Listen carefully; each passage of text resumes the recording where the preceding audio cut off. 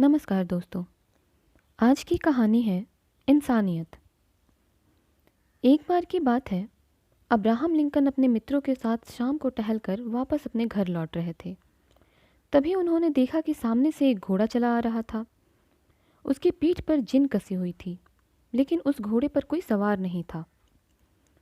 घोड़े को देखकर अब्राहम ने कहा, पता नहीं किसका घोड़ा है, पता नहीं घोड़े का मालिक कौन है। मित्रों ने कहा, होगा किसी शराबी का और वह नशे में कहीं पड़ा होगा। अब्राहम बोले, हमें उसकी खोज करनी चाहिए। रात्रि होने वाली है, कोई जंगली जानवर उसे नुकसान पहुंचा सकता है। मित्र नाराज होने लगे और झल्लाकर बोले, रात्रि होने वाली है और तुम्हें एक शराबी को खोजने की पड़ी है।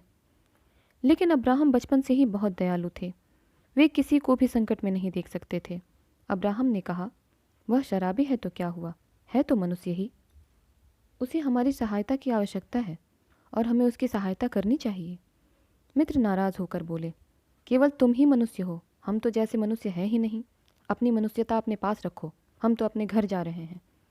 यह कहकर सभी मित्र अपने अपने घर चले गए। लेकिन अब्राहम अकेला ही घोड़े के सवार को ढूंढने निकल पड़ा।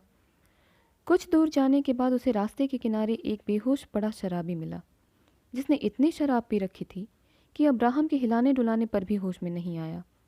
अब्राहम उसे किसी तरह से उसके घर ले आया तो अब्राहम की बहन नाराज होने लगी। तो वह बोला कि बहन, यह मनुष्य है, इसे हमारी आवश्यकता थी, अतः इसकी सेवा करना हमारा कर्तव्य है। अब्राहम ने उस शराबी को नहलाया, उसके कपड़े बदले और होश में आने पर उसे भोजन खिलाया। सुबह होने पर शराबी ने अब्राहम को बहुत बहुत धन्यवाद दिया और अपने घर चला गया। दोस्तों, यही अब्राहम लिंकन अपने इन्हीं सद्गुणों के कारण बड़े होकर अमेरिका के राष्ट्रपति बने। आज भी लोग उनका नाम पिता लिंकन बड़ी श्रद्धा से लेते हैं। धन्यवाद।